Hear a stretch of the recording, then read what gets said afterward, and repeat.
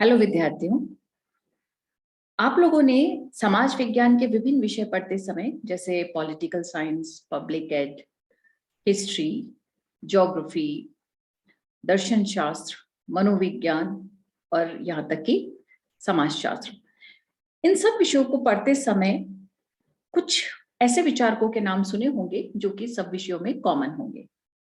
ऐसे ही एक नाम है कार्ल मार्क्स का। कार्ल मार्क्स जाने जाते हैं अपनी कॉन्फ्लिक्ट थ्योरी के लिए या वर्ग संघर्ष के सिद्धांत के लिए।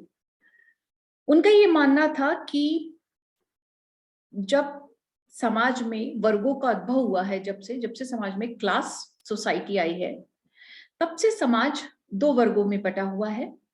और उन्होंने उन दो वर्गों में बुर्जुआ और सर्वहारा यानी बुर्जीज एंड प्रोलेटेरियट की बात की, पूंजीपति और श्रमिक की बात की।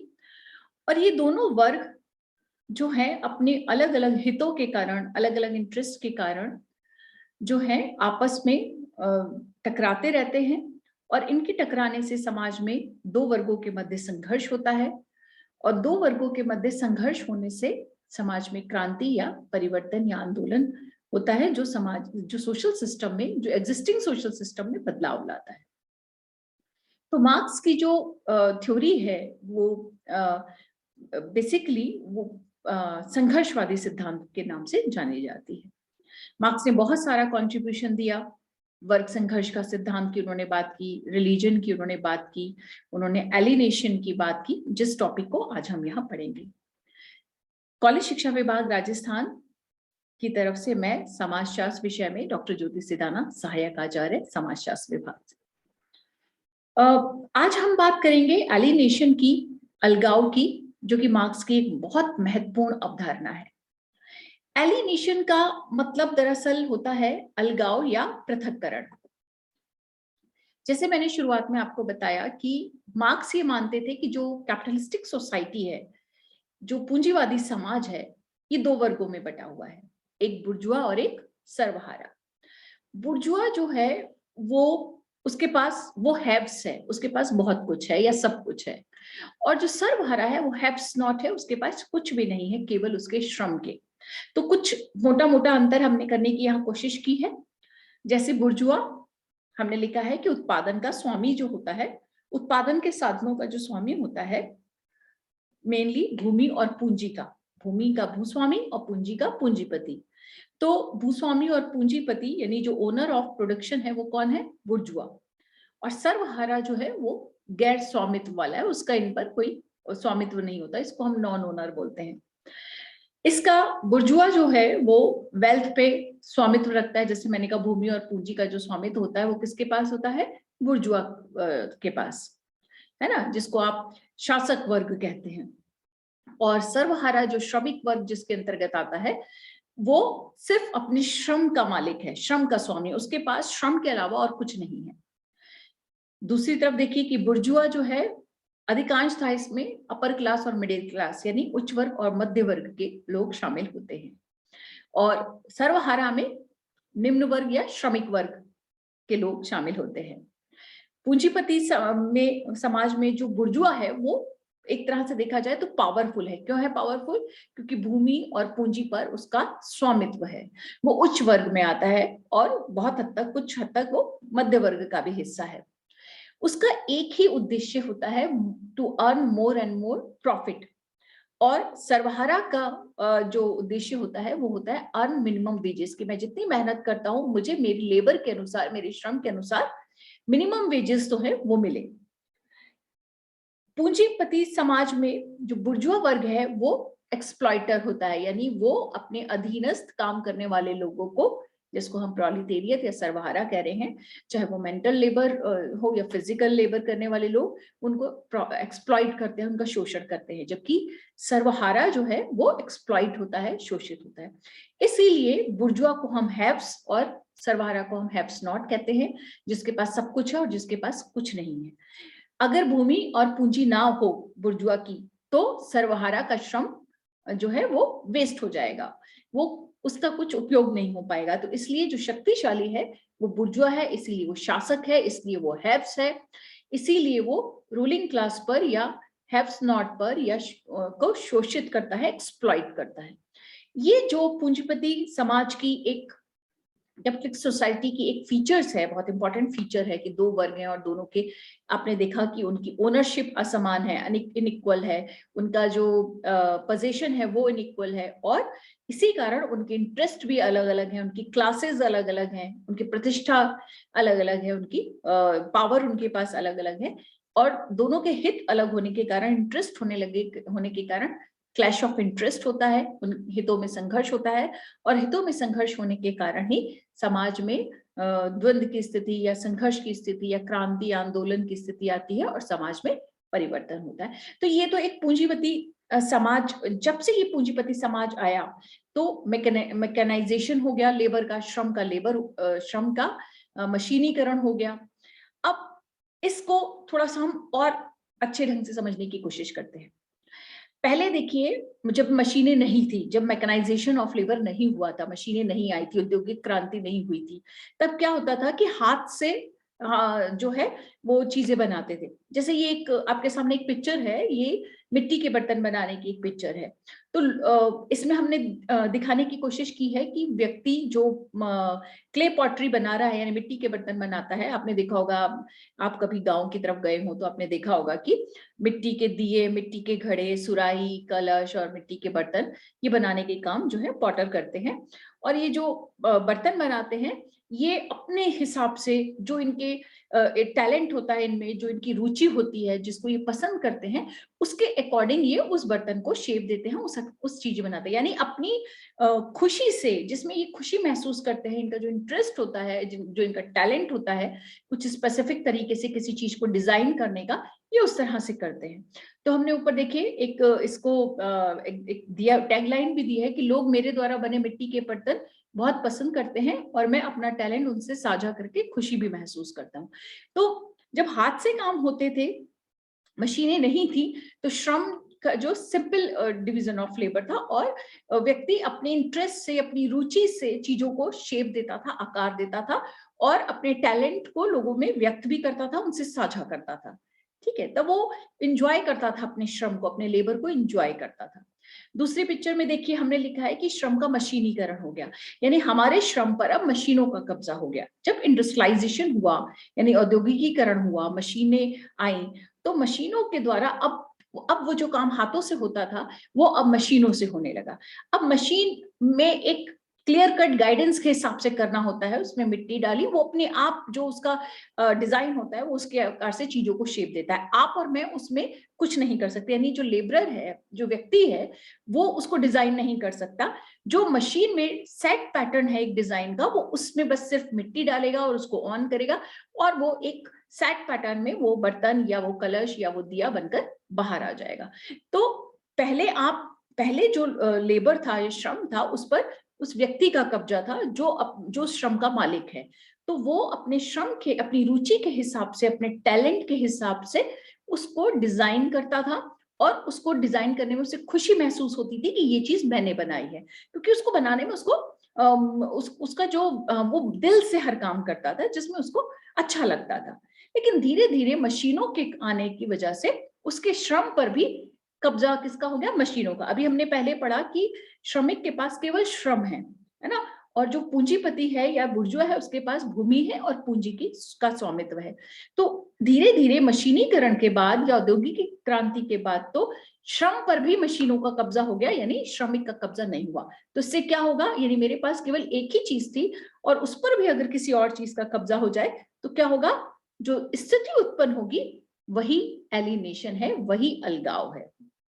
ठीक है, अब इसे अगर हम डेफिनेशनल एस्पेक्ट में समझने की कोशिश करें तो देखिए, एक ऐसी प्रक्रिया जिसमें श्रमिक अपने द्वारा उत्पन्न चीजों से भी अलग महसूस करता है।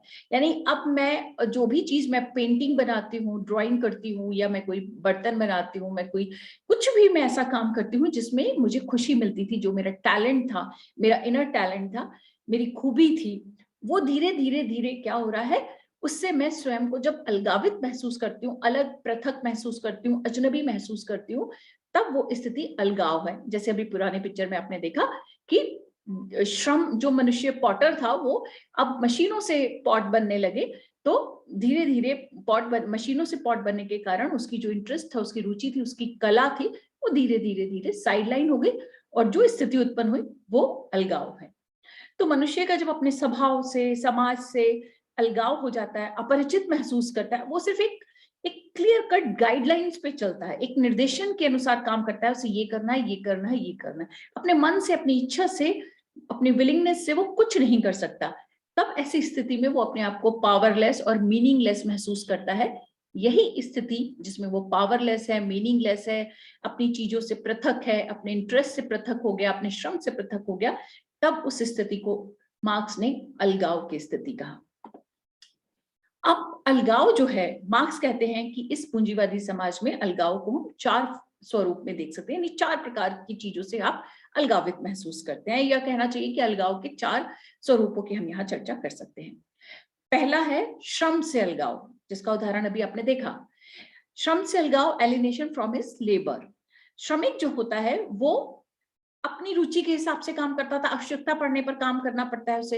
अब वो दूसरों के डायरेक्शन में काम करता है। नियोक्ता मतलब जो एम्प्लॉयर है, जो जिसके यहाँ वो काम करता है, जिसके अधीनस्थ होकर वो काम करता है और जो उसके बदले में उसको वेजेस या वेतन देता है। तो अब वो पहले वो अपनी इच्छा से काम करता था, है ना, अपनी रुचि में, उसका में अंदर जो टैलेंट है, जो खूबी है, वो उसके हिसाब से काम करता था। लेकिन अभी उसको क्या करना है, वो एक सेट पैटर्न में काम करना है। दूसरों ने जैसा उसको, नियोक्ता ने, उसके एम्प्लॉयर ने, उसके मालिक ने, उसके स्वामी ने उसको आदेश दिया कि ये काम ऐसे करना है, तो वो उसी तरीके से करता है। तो धीरे धीरे धीरे उसका अपने श्रम से, जिस काम करने में उसको रुचि थी, जिस काम को करना उसे अच्छा लगता था, अब धीरे धीरे मशीनों के आ जाने से वो धीरे धीरे उससे दूर हो जाता है। तो वो केवल उनके द्वारा, चूंकि उसे नौकरी करनी है, बदले में उसको वेतन चाहिए, पैसा चाहिए, इसलिए वो उस काम को करता है और उस निर्धारित कार्य को पूरा कर देता है। उसमें कोई उसकी रुचि नहीं होती। धीरे धीरे धीरे वो अपने श्रम से अलगावित हो जाता है। इसलिए कुछ लोग कहते हैं ना, I don't like my job, मैं अपने जॉब को पसंद नहीं करता, है ना, या मुझे अपना जॉब करना पसंद नहीं है। क्यों पसंद नहीं है? क्योंकि अब उस काम में उसकी रुचि नहीं है। रुचि कब थी? जब वो अपने अकॉर्डिंग काम करता था, अपने जो उसके मन में होता था, वो उसके हिसाब से उन चीजों को ढालता था। ठीक है। दूसरा है उत्पाद से अलगाव, एलिनेशन फ्रॉम हिज प्रोडक्ट। हम जिस चीज का उत्पादन करते हैं, यानी वो जो श्रमिक है, जो काम करने वाला है, वो जिस चीज का, जिस वस्तु को, जिस उत्पाद को, जिस प्रोडक्ट को बनाता है, वो उस चीज, उससे भी धीरे धीरे अलगावित हो जाता है। पहले आपने कोई पेंटिंग तैयार किया, आपने कोई पॉट तैयार किया, आपने कोई भी चीज तैयार की, तो आप उस चीज को, अपने प्रोडक्ट को देखकर बहुत खुश होते थे कि ये मैंने बनाया है। लेकिन अब आपके प्रोडक्ट, चूंकि वो आपके हिसाब से नहीं बना, पूंजीपतियों द्वारा, यानी जो आपके ओनर है उनके हिसाब से आपने बनाया है, तो अब आपके उस प्रोडक्ट पर किसका दावा है? उस पूंजीपति का दावा होता है। और वो उसको क्यों बनवाता है आपसे? ताकि वो उसको बाजार में बेचकर लाभ कमा सके, आपके उत्पाद को बाजार में बेचकर लाभ। तो उसके लिए वो एक लाभ की वस्तु है, और आपके लिए उसमें इंटरेस्ट और इमोशन हो सकता है, लेकिन उसके लिए वो एक बाजार की वस्तु है। तो धीरे धीरे धीरे आपका अपनी वस्तुओं से, जो आपने निर्मित की है, यानी उन उत्पादों से आप अलगावित हो जाते हैं। यानी वो श्रमिक जो है, व्यक्ति है, उसको निर्माण करने वाला, वो उससे धीरे धीरे अलगावित हो जाता है, पृथक होने लगता है ना। क्योंकि श्रमिकों को उसके ही द्वारा बनाई गई वस्तुओं से लाभ का केवल एक अंश मजदूरी के रूप में प्राप्त होता है, और जो उसका बाकी हिस्सा है या अधिकांश हिस्सा है, वो पूंजीपति के पास जाता है। तो इसको हम इस तरह से व्यक्त कर सकते हैं कि the things we make do not belong to us. मतलब जो चीज हम बनाते हैं उससे हमारा कोई संबंध ही नहीं होता। हमने सिर्फ किस लिए बनाई है? क्योंकि हम जहां काम करते हैं, हमने वहां उनके आदेश अनुसार हमने वो चीज बनाई है, ताकि वो उसको बाजार में बेचे और अधिकांश लाभ का हिस्सा अपने पास रख लेता है और थोड़ा बहुत हिस्सा उसे मजदूरी के रूप में देता है। तो धीरे धीरे धीरे उसका अपने प्रोडक्ट से भी अलगाव हो जाता है, यानी वो उससे भी अपरिचित होता जाता है। तीसरा देखिए, समूह से अलगाव, एलिनेशन फ्रॉम अदर्स वर्कर्स। जो हमारे साथ काम करने वाले लोग होते हैं, धीरे धीरे वो उनके साथ, उनसे भी पृथक होता जाता है। कैसे? क्योंकि एक दूसरे के साथ हम प्रतिस्पर्धा करने लगते हैं। जो नियोक्ता होता है, यानी एम्प्लॉयर होता है, जिसके आप काम करते हैं, वो आपको हमेशा प्रोत्साहित करता है, आप में प्रतिस्पर्धा पैदा कर देता है, ताकि आप दूसरों से अच्छा करें। तभी आपको जो बाकी चीजें हैं, जैसे बोनस है, रिवॉर्ड है, ये सारी चीजें मिलती हैं। तो हर व्यक्ति दूसरे से सिर्फ प्रतिस्पर्धा करने में लग जाता है। मेरा इंटरेस्ट क्या है, मेरी रुचि क्या है, या मेरी कैपेसिटी काम करने की कितनी है, उन सब चीजों को वो दरकिनार करके केवल और केवल प्रतिस्पर्धा का हिस्सा बन जाता है कि उसे दूसरों से बेटर करना है ना। वो अपने सहकर्मियों से, अपने परिवार से, अपने मित्रों से धीरे धीरे अलगावित होता जाता है, क्योंकि उसके पास समय ही नहीं है। वो सिर्फ उस कंपटीशन की, उस प्रतिस्पर्धा की अंधी दौड़ में भाग लेता है। उसको बेटर करना है, I have do more better than others, मुझे दूसरों से बेटर करना है। बेटर करना है क्यों? क्योंकि मुझे प्रतिस्पर्धा में आगे आना है। यहां पर मैं एक थोड़ा सा अलग चीज बताऊंगी। आप देखिए कि ये आज के दौर में बहुत ज्यादा है, समूह से अलगाव, है ना। जो इसका मतलब हुआ कि जो मशीनीकरण है वो और बहुत तेजी से बढ़ता चला जा रहा है। वो हम पर इतना हावी हो गया है कि हम श्रम से भी अलग हो गए, वस्तुओं से भी अलग हो गए, साथ ही साथ हम समूह से अलगावित हो गए हैं। ये एक पूंजीवाद का सबसे, कहना चाहिए, खराब या निगेटिव रिपरकशन है। आप परिवार से अलग हो गए, मित्रों से अलग हो गए, अपने सहकर्मियों से अलग हो गए। अब सिर्फ वो आपके लिए कॉम्पिटिटर हैं। चाहे परिवार में देख लीजिए, भाई बहन हैं या माता पिता हैं या परिवार के और सदस्य हैं, हम सब एक दूसरे से कंपटीशन करते रहते हैं, एक दूसरे से होड़ करते रहते हैं, प्रतिस्पर्धा करते रहते हैं। ऐसे ही मित्रों के साथ देख लीजिए और अपने सहकर्मियों से भी हम, इसलिए हम लोग अब उनमें वो शेयरिंग नहीं है, ना तो थॉट की शेयरिंग है, आइडियाज शेयरिंग नहीं है, रिलेशनशिप की शेयरिंग नहीं है, दुख सुख बांटने की शेयरिंग नहीं है। सिर्फ एक भीड़ में एक अंधा अनुकरण करते हैं और हम भागते चले जाते हैं उस कंपटीशन को जीतने के लिए, जो इस मार्केट ने, इस पूंजीवाद ने उत्पन्न किया है। तो हम सब अपने समूह से अलगावित हो गए हैं। ये बहुत इंपॉर्टेंट है, देखिएगा। और आज के समाज में बच्चों को, फैमिलीज को, रिलेशनशिप को, हर तरह के फॉर्मल इनफॉर्मल रिलेशनशिप को समझने में ये बहुत कारगर पॉइंट है। और चौथा पॉइंट जिसकी चर्चा मार्क्स करते हैं वो है स्वयं से अलगाव, एलिनेशन फ्रॉम सेल्फ, है ना। ये प्रोडक्ट गलत लिखा हुआ है यहाँ पे, एलिनेशन फ्रॉम सेल्फ। संतोषजनक काम होने, मतलब हम मनुष्य सबसे ज्यादा क्या चाहता है कोई भी काम करने के बाद? मुझे सेटिस्फेक्शन मिले। और जब किसी काम को करके वो सेटिस्फाइड होता है तभी वो हैप्पी होता है, ठीक है। तो पूंजीवाद ने धीरे धीरे क्या कर दिया है, उसके सेटिस्फेक्शन को कम कर दिया है। क्योंकि जब भी वो कोई काम करता है तो वो काम करता है किसके किसके सेटिस्फेक्शन के? अपने सेटिस्फेक्शन के लिए नहीं, अपने बॉस के सेटिस्फेक्शन के लिए। और जब उसके सुपर ऑर्डिनेट जो हैं और उसके बॉस जो हैं वो जब तक संतुष्ट नहीं होते तब तक जो है वो हैप्पीनेस का को फील नहीं करता है। तो इसके लिए उसका जो काम है उसके लिए बोझ हो गया है, वो बर्डन के रूप में उस काम को करता है। तो पूंजीवाद के तहत काम मनुष्य खुद को अलग कर लेता है ना। अब काम उसके लिए इंजॉयमेंट नहीं है, काम उसके लिए एंटरटेनिंग नहीं है, काम उसके लिए को हैप्पीनेस नहीं देता। वो केवल काम इसलिए कर रहा है क्योंकि मजदूरी अर्जित करने का एक साधन है ना। इसीलिए वो कहता है I am just fed up with my job, है ना। इसलिए जब वो बात करते हैं टेंशन की,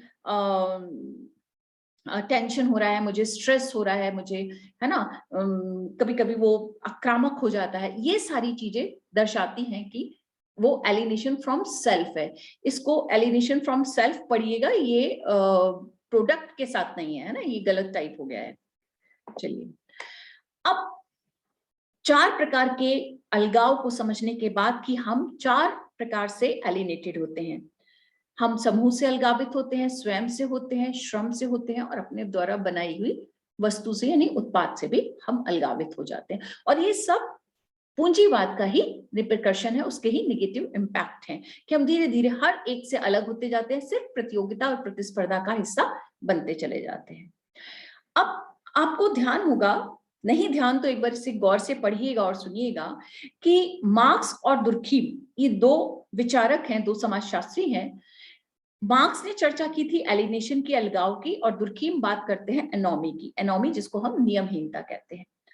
कई बार इसमें कंफ्यूजन हो जाता है छात्रों के बीच में, जब भी कॉम्पिटिटिव एग्जाम में आता है या किसी इंटरव्यू के दौरान आपसे पूछते हैं what is the difference between alienation and anomie, तो क्लियर कट अंतर हमें पता होना चाहिए, बिल्कुल साफ साफ अंतर है इनके बीच में।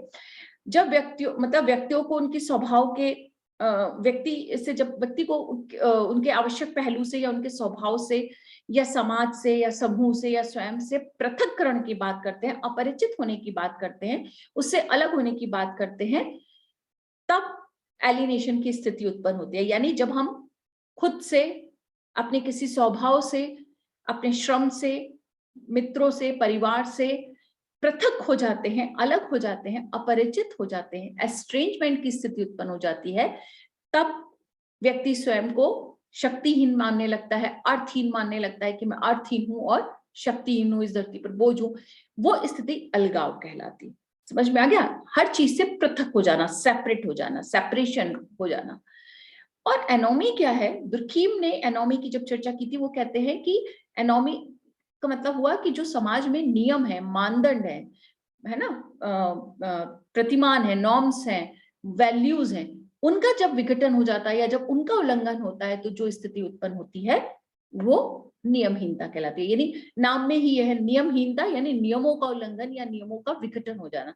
जब समाज के जो बनाए हुए नियम है, मानदंड है, स्वीकृत नियम और मूल्य है, वो विघटित हो जाते हैं, वो बिखर जाते हैं या उनका उल्लंघन होता है, तो क्या होता है? एनोमी की स्थिति या नियमहीनता की स्थिति आती है। तो दोनों में अंतर समझ में आ रहा है? अलगाव में हम किसी भी चीज से, किसी समूह से, व्यक्ति से, श्रम से, स्वयं से पृथक हो रहे हैं, अलग हो रहे हैं, डिटैच्ड हो रहे हैं। और एनोमी में हम किसी भी नियमों का, मूल्यों का उल्लंघन कर रहे हैं, विखंडन की स्थिति उत्पन्न कर रहे हैं। तो ये दो कंसेप्ट हैं, दोनों में अंतर आना चाहिए, क्योंकि इस तरह के सवाल जब आते हैं आपके एग्जाम्स में या कॉम्पिटिटिव एग्जाम में, तो क्लियर कट अंतर हमें पता होना चाहिए। दोनों एक नहीं है, कहीं कहीं आपको लगे कि ये दोनों एक है, तो ये दोनों एक नहीं है।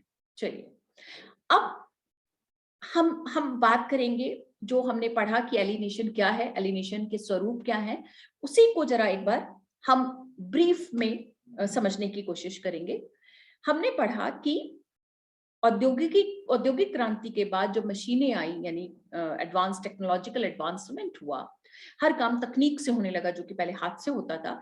तो उस टेक्नोलॉजी ने क्या किया? उस प्रौद्योगिकी ने मनुष्य को टेक्नोलॉजी मैन बना दिया, यानी टेक्नोलॉजिकल मैन में कन्वर्ट कर दिया। यानी मनुष्य अब टेक्नोलॉजिकल मैन बन गया, यानी हर काम वो अब मशीनों से करता है। अब मशीनों से काम करने के कारण क्या क्या हुआ, क्या क्या नुकसान हुए या क्या क्या रिपरकशन हमारे सामने आए? एक तो संतुष्टि खत्म हो गई।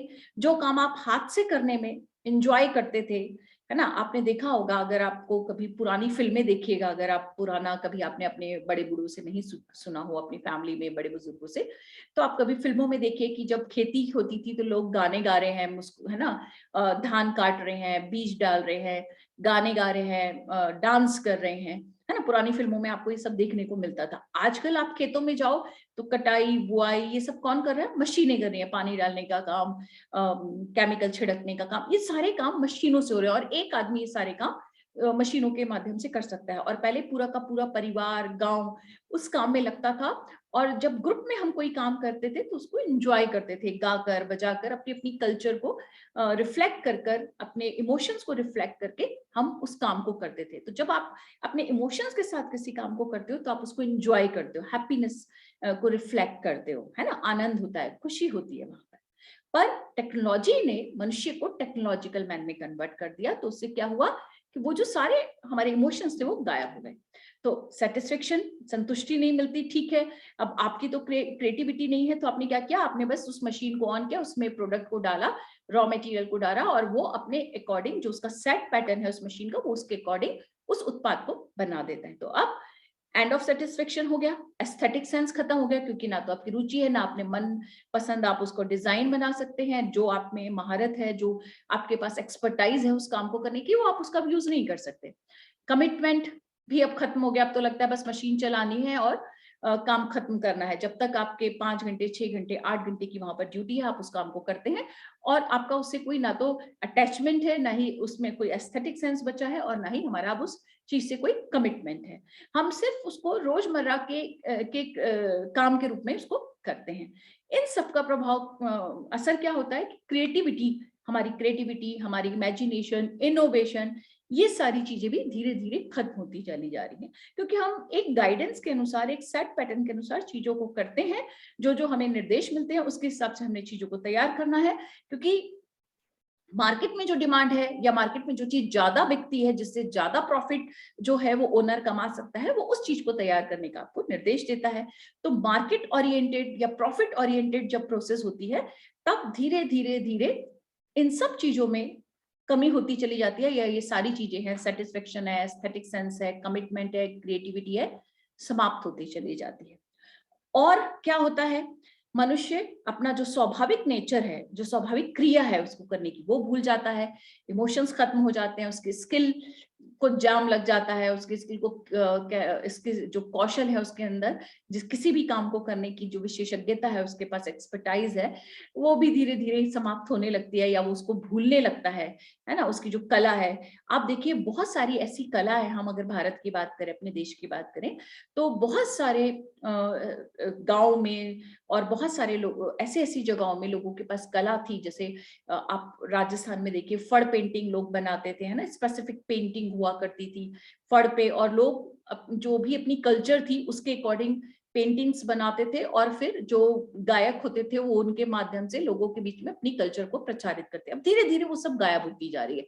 क्यों? क्योंकि अब आप सारी चीजें जो है वो मशीनों से या मॉडर्न टेक्नोलॉजी के माध्यम से बनने लगी है और हमारे सामने आने लगी हैं। तो धीरे धीरे जो हमारी ट्रेडिशनल ड्राइंग आर्ट्स थी, फोक म्यूजिक था, फोक डांसेस थे, वो धीरे धीरे अब कम होने लगे या उनका भी मॉडर्नाइजेशन होने लगे, उनको भी हमने मशीन से या मैकेनाइजेशन से जोड़ दिया है। तो इनोवेशन खत्म, क्रिएटिविटी खत्म, हैप्पीनेस, हम खुश रहना भूल गए। जैसे मैंने कहा कि हम जब भी कोई फसल कटती थी या फसल बोनी या हम बोते थे या काटते थे या उसे ले जाके बाजार बेचते थे, तो हर एक चीज उत्सव के रूप में मनाते थे, उसको गाना बजाना, है ना, और हर चीज को उत्सव के रूप में, छोटा से छोटी भी चीज या दिन होता था उसको पर्व के रूप में मनाया जाता था, लोग इंजॉय करते थे, कलेक्टिविटी थी। टेक्नोलॉजी ने क्या कर दिया, आपको इंडिविजुअल बना दिया, तो इंडिविजुअलिज्म को उसने बढ़ावा दिया है। तो इंडिविजुअलिज्म अपने आप में एलिनेशन का एक पक्ष है ना। एंटरटेनमेंट, जैसे मैंने कहा कि लोग एंटरटेन करते थे, वो सब चीजें धीरे धीरे खत्म होती जा रही है। अब हम यहाँ बात करेंगे एलिनेशन के क्या क्या कॉन्सिक्वेंसेज है, जबकि हमने अभी बात कर ली, फिर भी एक शॉर्ट में अगर हम बताएं। अब मनुष्य अपनी रूटीन लाइफ, मतलब रूटीन लाइफ का मतलब क्या है, सुबह उठना है, उसे ऑफिस जाना है, सेम वही काम करना है, उन्हीं मशीनों पे उसको वही काम करना है जो कि उसको डायरेक्ट किया जाता है, और फिर वो मशीन बंद करके घर चला आता है। सेम रोज उसकी एक रूटीन लाइफ हो गया, उसके लाइफ का रूटीनाइजेशन हो गया है ना। वो कुछ उसमें बदलाव नहीं, कोई इनोवेशन नहीं, कोई क्रिएटिविटी नहीं। तो धीरे धीरे उसकी लाइफ जो है रूटीनाइज हो गई है। और जब रूटीन लाइफ हो जाती है, सेम चीज करनी है उसको, अपने ना तो इंटरेस्ट के लिए समय मिलता है, ना उसके एस्थेटिक सेंस को, ना उसके इमोशंस को, ना उसकी स्किल्स को अभिव्यक्ति मिलती है, तो वो कैसे हो जाता है, एलिनेटेड हो जाता है। दूसरा, नेचुरली तब वो फ्रस्ट्रेटेड भी होगा, तब वो ये लाइन बोलेगा, I am fed up with my job, I don't like my job, है ना। ये सारी चीजें उसके अंदर कुंठा, फ्रस्ट्रेशन, वायलेंस, ये सब चीजें आने लगती हैं। वो केवल अपने वर्क प्लेस पे जहां वो काम करता है, केवल वहां से एलिनेट नहीं होता, धीरे धीरे धीरे परिवार से, मित्रों से, नातेदारों से, रिश्तेदारों से, धर्म से, राजनीति से, उन सब से भी उसमें सेपरेशन आने लगता है, उन सब के प्रति भी अरुचि उत्पन्न हो जाती है, डिसइंटरेस्टेडनेस हो जाती है, अंदर आ जाती है उसके अंदर। वो किसी चीज में इंटरेस्ट नहीं लेता, वो कोई भी काम करता तो है, वो मंदिर भी जाएगा, वो पॉलिटिक्स भी सुनेगा, वो फ्रेंड्स और मित्रों के साथ, परिवारों के साथ फॉर्मेलिटीज भी निभाएगा, लेकिन एक औपचारिकता रहती है, वो इनर जो उसकी हैप्पीनेस है वो कहीं खत्म हो चुकी है, वो इंडिविजुअलिस्टिक टाइप का व्यक्ति हो जाता है, बिल्कुल एक बंद घेरे में, एक बंद पिंजरे में बंद हुए व्यक्ति की तरह हो जाता है। और इसी सब चीजों ने सोसाइटी को जो है कि जो समाज की जो स्वाभाविकता है उसको समाप्त कर दिया, उसकी नेचुरलिटी को समाप्त करके उसको आर्टिफिशियल सोसाइटी बना दिया। हमारे रिलेशंस आर्टिफिशियल हो गए, हमारी सोसाइटी आर्टिफिशियल हो गई है। तो धीरे धीरे सारी चीज जो है उनमें कृत्रिमता आ गई है, उनमें बनावटीपन आ गया है। अब ब्रीफ में अगर हम कहें तो एलिनेशन क्या है? एलिनेशन हमारे आसपास जो भी वातावरण है, अपने आसपास के वातावरण से पृथकता है, अपरिचित होना है, जिसमें भी आप रुचि रहते हैं उन सबका उसका समाप्त होना है, संतुष्टि का समाप्त होना है, एस्थेटिक सेंस यानी सौंदर्यात्मकता जो है आपकी उसका समाप्त होना है, हैप्पीनेस का समाप्त होना है। धीरे धीरे धीरे व्यक्ति इन सब चीजों से अलग होता है और केवल प्रतिस्पर्धा करता है, अधिक से अधिक भौतिक वस्तुओं की प्राप्ति का प्रयास करता है, क्योंकि बाजार में या समाज में केवल वही व्यक्ति उच्च माना जाता है, या उसका स्टेटस या उसका प्रेस्टीज उच्च होती है, जो जिसके पास ये भौतिकतावादी चीजें होती हैं, जिसके पास कलेक्टिविटी हो या ना हो, जिसके पास हैप्पीनेस हो या ना हो, लेकिन उसके पास क्या होना चाहिए, उसके पास भौतिकवादी चीजें होनी चाहिए, कंपटीशन में उसको अव्वल होना चाहिए। ये सब चीजें पाने के लिए वो दिन रात कोलू के बैल की तरह काम करता रहता है और धीरे धीरे धीरे खुद से, समूह से, परिवार से, मित्रों से, श्रम से, वस्तुओं से अलगावित हो जाता है। तो ये अलगाव बहुत सारे लाइफ में बहुत नेगेटिव जो है इम्प्लीकेशंस को उत्पन्न करता है। यही कारण है कि वर्तमान में जो सोसाइटल टेंडेंसीज है वो बहुत ज्यादा बढ़ गई हैं, स्प्लिट पर्सनालिटीज हैं वो बढ़ गई हैं, वायलेंस है वो बढ़ गया है।